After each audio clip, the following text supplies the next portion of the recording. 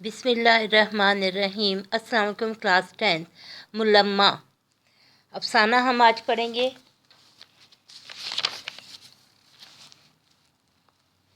जिसके मायने हैं पॉलिश करना, चमक बढ़ाना, कलई करना।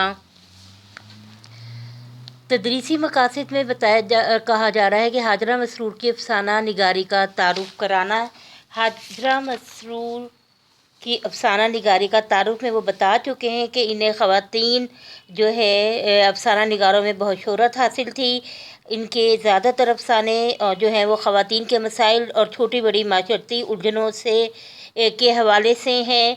और इनकी तारीफ़ में मुमताज़ अफसाना निगार और नक्काद मुमताज़ शीरी ने कहा था कि इतनी ज़्यादा तादाद में अच्छे अफसाने हाजरा मसरूर के अलावा शायद ही किसी ने लिखे हों। तो ये वो चीज़ें थी जो कि तारुफ में बताई गई हैं हाजरा मसरूर की अफसाना निगारी के हवाले से। माशरे में ज़ाहिर व बातिन के दोगलेपन की निशानदेही करना, रियाकारी, मुनाफ़क़त, झूठ, एक दूसरे से आगे निकलने की कोशिशें, इन सब में इंसान का नुकसान है, उसका अपना नुकसान है। क्योंकि फिर जो बेचैनी और जो परेशानी वो उठाता है, इससे उसका सुकून बर्बाद हो जाता है, ज़िंदगी तहस नहस हो जाती है। दोगलापन, ज़ाहिर कुछ बातिन कुछ, जैसे किसी चीज़ को कली की गई हो, पॉलिश किया गया हो, चमकदार बना के दिखाया गया हो, जबकि अंदर कुछ और हो। तो इस चीज़ से, इस मुनाफ़क़त से बचने की तलकीन की गई और इसका पैगाम भी यहाँ पर इस अफसाने में यही है। इसके बाद है बाज़ लोगों को दिखावे की आदत होती है, इसके नफ्सियाती पस मंज़र की नकाब कुशाई करना। वो समझते हैं कि वो अपने ख़ानदान, अपनी दौलत और बाकी चीज़ों का जो है वो ज़ाहिर करके और बताकर अपना मुकाम बुलंद कर लेंगे। गलत सोच है, गलत सोच है। इसलिए कि हर शख्स मुनफरिद है, हर शख्स का अपना मुकाम है और मेहनत से, सादगी से अपना मुकाम हासिल किया जाता है। तलबा को अफसाने की सिंफ से वाक़फ़ियत दिलाना, ये आपको पहले भी बताया जा चुका है कि अफसाना उस फ़र्ज़ी कहानी को कहते हैं जो मुख्तसर, दिलचस्प और वाक़याती लिहाज से ज़िंदगी के किसी पहलू पर रोशनी डाले। इसके किरदार फ़र्ज़ी होते हैं लेकिन हकीकी नज़र आते हैं। इसकी तवालत इतनी होती है कि एक नशिस्त में पढ़ा जा सकता है। वहदत तासुर इसकी बड़ी खूबी होती है। इसका प्लॉट, किरदार, इसकी फ़ज़ा, माहौल, मंजरकशी, इसके मुकालमे, जुमले सबक आमोज़ इस्लाह का पहलू लिए होते हैं जो कि इंसानी माशरे की एक तस्वीर दिखा रहे होते हैं।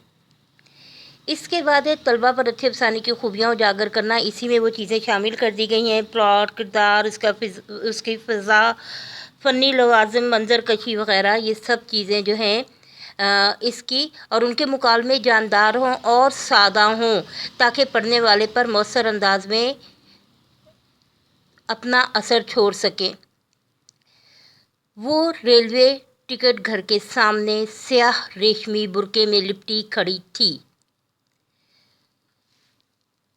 पलटी हुई नकाब, कुछ मुतअज्जिब हैरान सी निगाहें। रात के 11:30 बज चुके थे।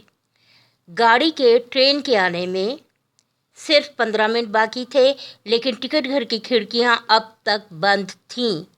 उसकी हैरान नज़रें बंद खिड़कियों से सर टकरा टकरा कर उकता गईं। वो खिड़की घर रात को टिकट घर खुलने का इंतज़ार कर रही थी ताकि आने वाली गाड़ी का टिकट लेकर वो सफ़र कर सके, लेकिन टिकट घर बंद था और वो बार बार उसकी निगाहें टिकट घर की तरफ उठ रही थीं। उसने एक नज़र अपने इर्द गिर्द डाली, अपने आसपास के माहौल पे डाली। ज़मीन और बेंचों पर सैकड़ों, कई सौ आदमी लाशों की तरह पड़े सो रहे थे, जैसे उन सबको सफ़र करना ही ना था। वो आहिस्ता से कुली, सामान उठाने वाला, रेलवे का मुलाजिम, वो आहिस्ता से कुली की तरफ मुड़ी जो उसका हल्का फुल्का टैची केस और मुख्तसर सा बिस्तर सर पर रखे हुए था। कुली, अब तक टिकट घर नहीं खुला। ये मुकालमाती अंदाज़ है। यो गाड़ी हमेशा लेट रहते है, ये गाड़ी हमेशा देर से आती है, लेट रहती है। कुली ने अपनी धुंधली सी तन्हा आँख उसके खूबसूरत चेहरे पे गाड़ दी, अपनी नज़रें उसके चेहरे पर जमा दी। उसकी एक आँख थी, एक आँख उसकी कोई ख़राब थी, एक आँख में रोशनी थी जो उसके चेहरे को देख रही थी, और जैसे उसकी दूसरी फूटी हुई आँख का धंसा हुआ पपोटा अपनी बेमायगी, अपनी कम हैसियत पर फड़कने लगा। वो उसको बहुत वालेहाना तरीके से कुली उसके चेहरे की तरफ देख रहा था और उसको कह रहा था कि गाड़ी हमेशा देर से आती है। तो कहाँ बैठूं मैं?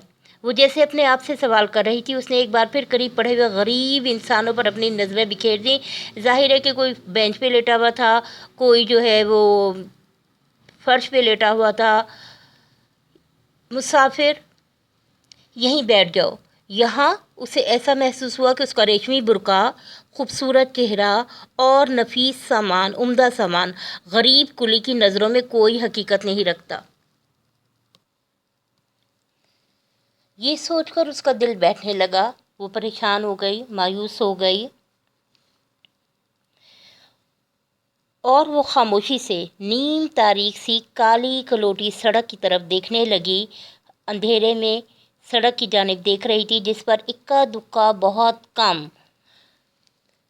चरख चूं करते हुए यक्के, चरख चूं आवाज़ है यक्के की चलने की, इसमें सौत, चरख चूं जैसे घड़ी की टिक टिक, यक्के की चरख चूं, चिड़िया की चूं चूं आवाज़ें हैं ये, इसमें सौत कहलाती हैं। चरख चूं करते हुए यक्के की मैली चिमनियों वाली बत्तियों से एक कसीब सी, गाढ़ी सी, धुंधली सी रोशनी निकलकर सड़क पर रेंग रही थी। आहिस्ता आहिस्ता रोशनी फैल रही थी, मध्यम रोशनी। चिमनियाँ, लालटेन के ऊपर रखा हुआ गिलास इस तरह का जिसके अंदर लाइट चल रही होती है और तेल की वजह से उसका शीशा धुंधला हो जाता है, जिसमें से धुंधली धुंधली हल्की हल्की रोशनी का बाहर आना। चिमनियों वाली बत्तियों से एक कसीब गाढ़ी सी रोशनी, धुंधली सी रोशनी निकल के सड़क पे रेंग रही थी, आहिस्ता आहिस्ता फैल रही थी। उसका ख्याल फौरन ही अपनी मौजूदा हालत की तरफ दौड़ गया। अपनी इस वक्त वो जिस तरह खड़ी थी तन्हा और जिस हालत में मौजूद थी वहाँ पर अपने बारे में देखने लगी। मैं क्या हूँ इस वक्त? देखने वालों की नज़र में यकीनन कोई अमीर कबीर आज़ाद ख्याल लड़की, बिला वजह की दुनिया की फ़िक्र, यानी अपनी फ़िक्र से हटकर ये कि लोग मुझे क्या समझ रहे होंगे इस वक्त, लोगों की फ़िक्र। देखने वालों की नज़र में यकीनन कोई अमीर कबीर आज़ाद ख्याल लड़की, लेकिन दर हकीकत क्या है? एक मिटे हुए ख़ानदान की, एक गरीब गुर्बत ज़दा ख़ानदान की काबिल ज़हीन लेकिन परेशान हाल लड़की। हकीकत ये है, लेकिन मेरा तौर तरीका, मेरा अंदाज़ ऐसा है कि लोग मुझे समझ रहे होंगे कि मैं बहुत अमीर कबीर आज़ाद ख्याल लड़की हूँ। हकीकत ये है, परेशान हाल लड़कियों, बिल्कुल यक्के की धुंधली लालटेन जर्द रोशनी की तरह मध्यम रखे देते हैं सामान इसी जगह। कुली बोला, नहीं, मैं यहाँ नहीं बैठूंगी। उसने किसी कदर गुस्से से कहा, फिर अंधेरे में घूरने लगी। अंधेरी सड़क पर कर्रारे बूटों की चर्च चर्च पैदा हुई आवाज़, इसमें सौत, और एक साया लरसता हुआ बढ़ने लगा। आखिर स्टेशन की तेज़ रोशनी में उसने देखा कि एक कबूल सूरत नौजवान, एक नौजवान है, कबूल सूरत,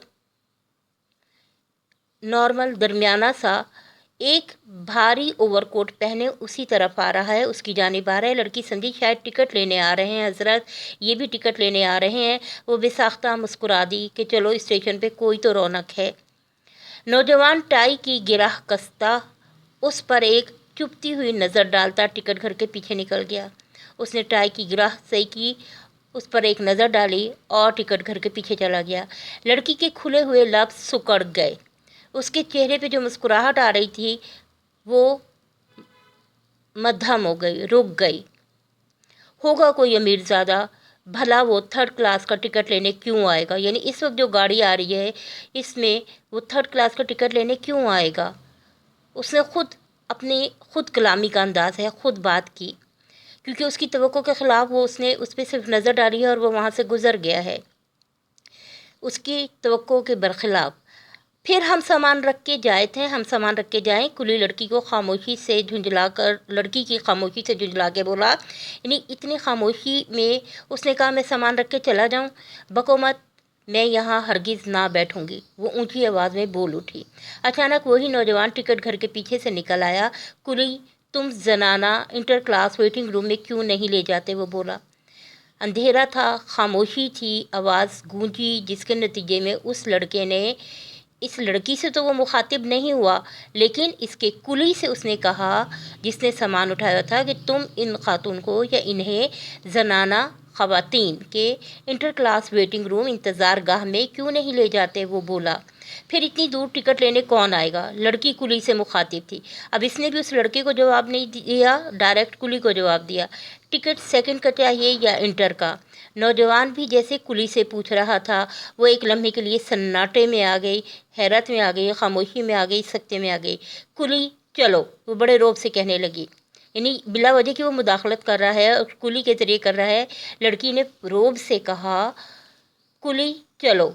آگے آگے کلی تھا اور پیچھے پیچھے وہ، اس کی اونچی ایڑی کی سینڈل زمین پر ایک دلچسپ شور بکھیر رہی تھی، ٹک ٹک کی آواز آ رہی تھی۔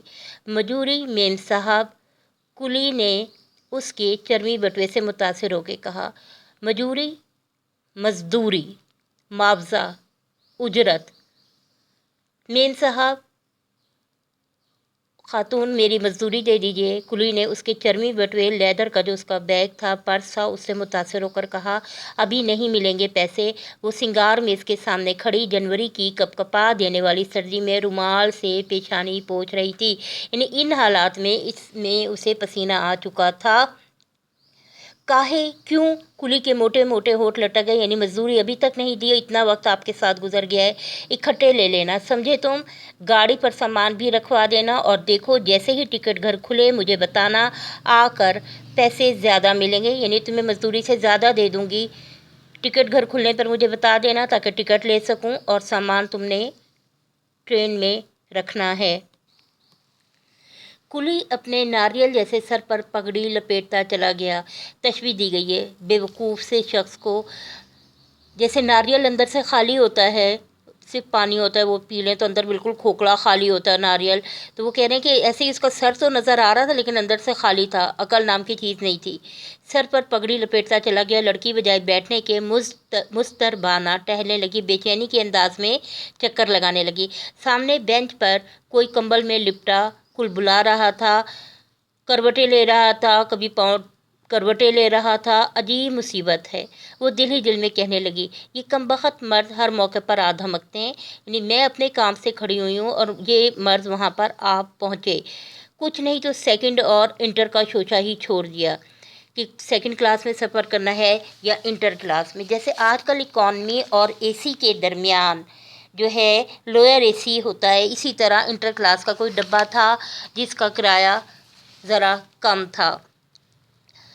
تھرڈ کلاس سے بہتر ہوگا اور تھوڑی سروسز وغیرہ بہتر ہوں گی، انٹر کلاس میں کا شوشہ ہی چھوڑ دیا۔ اب اسے کیا معلوم کہ اس نے اس وقت جو کچھ میرے پاس دیکھا بس یہی میری کل کائنات ہے۔ اب اس لڑکی کی اپنی سوچ ہے کہ اس نے اس کو دیکھا ہے اور اس کی چیزوں سے متاثر ہوا ہے، جیسے اٹیچی کیس اور ہولڈ وال، بستر لپیٹنے والا، اچھے زمانے کی یادگار ہیں، یعنی اٹیچی کیس اور یہ جو بستر لپیٹا ہوا ہے یہ کسی زمانے میں جب ہمارے پاس خوشحالی تھی امی نے لے کے رکھا ہوا ہوگا۔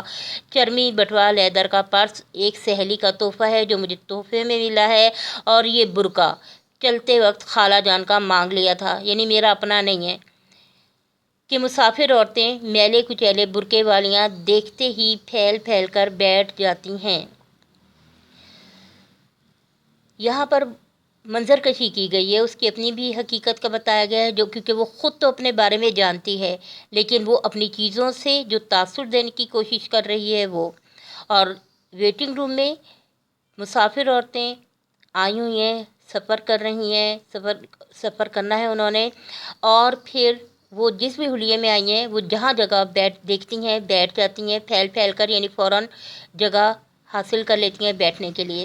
آج ہی دوپہر کو تو چچا جان کی بیماری کا خط ملا تھا۔ امی جان کا خیال ہے کہ اگر گھر سے کوئی انہیں دیکھنے چلا جاتا تو اچھا تھا، ورنہ وہ یہی کہیں گے کہ ہم نے تو بھائی کے مرنے کے بعد بھاوج، بھابھی اور بھتیجے بھتیجیوں، چچا نے اپنے بھائی کے بچے اور بچیوں کا، بیٹے بیٹیوں کا اتنا خیال رکھا کہ پیسے کو پیسہ نہ سمجھا، یعنی ان کی کفالت کی، ان کا ساتھ دیا، برے وقت میں اچھے وقت میں پیسے سے ان کی مدد کی، لیکن وہی برے وقت کے ساتھی نہیں۔ اب میں بیمار ہوں، چچا جان نے خط لکھ کے بتایا ہے تو کوئی دیکھنے نہیں آیا۔ بس وہ اتنا ہی سن کر جاننے کو تیار ہو گئی۔ امی کے کہنے پر وہ فوراً چچا کی عیادت کو جانے کو تیار ہو گئی۔ امی جان نے جانے کب سے 3 روپے جوڑ کر رکھے تھے، 100 نکال کر دیے تو وہ نکال کر دے دیے کہ تم عقیل کو ساتھ لے کر چلی جاؤ۔ عقیل بچہ ہی صحیح لیکن ہے تو لڑکا، تمہارا چھوٹا بھائی ہے لیکن ہے تو لڑکا۔ بس یہی ان کی بات مجھے زہر معلوم ہوتی ہے، زہر معلوم ہونا بہت بری لگتی ہے۔ جانے دو، لڑکیوں کو کیا سمجھتی ہیں؟ میں نے ان سے پوچھا، میں کیا کوئی لڈو پیڑا ہوں جو کوئی کھا لے گا اور عقیل کو دیکھ کر ڈر کے مارے اگل دے گا، باہر نکال دے گا؟ آخر سلمیٰ اور رضیہ بھی تو لڑکیاں ہیں، کیسے مزے سے تنہا سفر کیا کرتی ہیں، اکیلے سفر کرتی ہیں۔ اس پر انہوں نے کہا کہ بھائی وہ تو بڑے آدمی کی لڑکیاں ہیں۔ میں نے جواب دیا، واہ، تب تو انہیں بلا مبالغہ بغیر کسی شک و شبے کے 1 درجن نوکروں کے جھرمٹ میں 1 درجن نوکروں کے ساتھ سفر کرنا چاہیے۔ چونکہ ہم غریب ہیں اس لیے ایک ہی کا سفر خرچ نکلنا مشکل ہے۔ کجا، کہاں ایک ننھے محافظ کے ساتھ، ایک چھوٹے محافظ کو بھی میں اپنی حفاظت کے لیے ساتھ لے لوں، عقیل کو جس کی حفاظت خود مجھ پہ فرض ہوگی، وہ میرا چھوٹا بھائی ہے، اس کی حفاظت مجھے کرنی پڑے گی، نہ کہ وہ میری حفاظت کرے گا۔ غرض گھنٹوں ان سے بحث کی، تب کہیں جا کر عقیل صاحب کے پہرے سے نجات ملی، تب کہیں جا کر عقیل صاحب کو روک لیا گیا اور مجھے اکیلے جانے کی اجازت مل گئی۔ کھانسی کی کھوں کھوں، اس میں صوت، کھانسی کھوں کھوں سے وہ چونکی، متوجہ ہوئی، کمبل کی گٹھری کھلی اور ایک جھریوں کا مارا بگلے کے پر جیسے سفید بالوں کا چہرہ، عمر رسیدہ، سفید بال بگلے کی طرح اس کے سامنے تھا۔ تشبیہ ہے، وہ اپنی ڈھیلی ڈھالی فراک، ترشے ہوئے کٹے ہوئے بال اور ٹرنک پر رکھے ہوئے ہیٹ سے کوئی عیسائی بڑھیا معلوم ہو رہی تھی۔ اپنے سامان کے اوپر رکھے ہوا جو اس کا ہیٹ تھا، اس سے اور اپنی فراک کے ذریعے سفید بال، بڑھاپا اور وہ اپنے حلیے سے کوئی عیسائی بڑھیا معلوم ہو رہی تھی۔ لڑکی نے ایک سخت تنقیدی نگاہ اس سوکھی مونڈی بڑھیا پر ڈالی۔ اس نے اس بزرگ یا خاتون کی طرف دیکھا اور پھر دل ہی دل میں اس خشک سات پر افسوس کرنے لگی کہ میرے ساتھ کوئی بوڑھی خاتون، کاش اس پوکھر کے پانی، اس تالاب، اس جوہر، پوکھر کا پانی، تالاب، اس جوہر کے پانی کی طرح ساکت بڑھیا جو عمر رسیدہ ہے، کوئی بات ہی نہیں کر رہی، کھوں کھوں بیماری بھی ہے، کی بجائے کوئی سمندر کی سی بے چین نوجوان لڑکی یہاں ہوتی، یہاں پر کوئی نوجوان لڑکی مجھے مل جاتی، اس کا ساتھ مجھے سفر میں مل جاتا تو مزہ آ جاتا، جو اس کے ریشمی سیاہ برقعے میں دہکتے ہوئے چہرے کو رشک سے دیکھتی، جو اس کی حسن کی تعریف کرتی، اس کے لباس کی تعریف کرتی اور جو اس سے دنیا بھر کی باتیں کرتی۔ کلی نے اندر آ کے لڑکی کو بتایا کہ ٹکٹ گھر کھل گیا ہے۔ لڑکی اٹھ کر اس کے ساتھ ہو لی۔ راستے میں وہ برابر ادھر ادھر دیکھتی جاتی کہ کہیں وہ نوجوان اسے 3rd کلاس کا ٹکٹ لیتے نہ دیکھ لے۔ کیا کہے گا اپنے دل میں وہ، لیکن وہ کہیں نظر نہ آیا۔ لڑکی نے اطمینان سے ٹکٹ لے لیا۔ چیختی چنگھاڑتی ہوئی گاڑی پلیٹ فارم کے سینے میں در آئی، گھس آئی۔ زوردار آواز کے ساتھ گاڑی پلیٹ فارم میں آ کر رکی۔ جب لڑکی کلی کے پیچھے پیچھے ویٹنگ روم سے نکلی تو اس کی پہلی نظر اسی نوجوان پر پڑی جو بڑی شان سے سگریٹ منہ میں دبائے اسے غور سے دیکھ رہا تھا۔ اب کیا ہو، وہ सोचती हुई जल्दी जल्दी आगे बढ़ने लगी। वो जनाना डब्बे के बिल्कुल करीब पहुंच गई। औरतों की काँव काँव आवाज़ें, बातें, मुख्तलिफ औरतें मुख्तलिफ बातें कर रही थीं और वो सारी बातें मिलकर कुछ इस किस्म की आवाज़ें दे रही थी जैसे काँव काँव, यानी समझ किसी की भी नहीं आ रही थी। और ज़ेवरात की झनकार, ज़ेवरात की आवाज़ें जैसे चूड़ियों के खनकने की आवाज़ें या और ज़ेवरात की आवाज़ें, ये जैसे आदि मुजरिम कैदियों की हाय हाय, जैसे मुजरिम कैद के आदी हो गए हों और मुसलसल हाय हाय कर रहे हों। हथकड़ियों और बेड़ियों की ताल पर जेवर पहनाकर उन्हें कैद किया गया था। बेड़ियां डली हुई थी पाँव में, पाजेबे, जेवरात की आवाज़ें और उनकी बातें, यानी किसी चीज़ का कोई असर ही नहीं। आदि मुजरिम, आदत पड़ चुकी थी। उस पर तुरफा, उससे बढ़कर ये मर्दों की उनको हिदायतें, यानी एक तो औरतों को जो है साथ लेकर आ रहे हैं, दुनिया भर का जेवर पहनाया हुआ है, फिर उस पर वो औरतें मुसलसल बोल रही हैं, और फिर इससे बढ़कर कि इस हालत में भी जो मर्द उनको हिदायत दे रहे हैं, मुन्नी की अम्मा सामान न खोने पाए। एक दूसरे आदमी इस क़यामत के मौके पर गला फाड़कर कह रहे थे, खबरदार निकाब न खुलने पाए। अब यहाँ पर वो कह रही है कि ये कैसी सूरत हाल है। एक तो औरतें बुरके, जेवरात, मर्दों के साथ भागी भागी अपना सफ़र तय कर रही हैं और उनके साथ देने की कोशिश कर रही हैं। उस पर आदमी वहाँ पर भी इस मामले में जो है वो अपनी हिदायतें देना नहीं भूल रहे। कोई कह रहा है मुन्नी की अम्मा सामान ना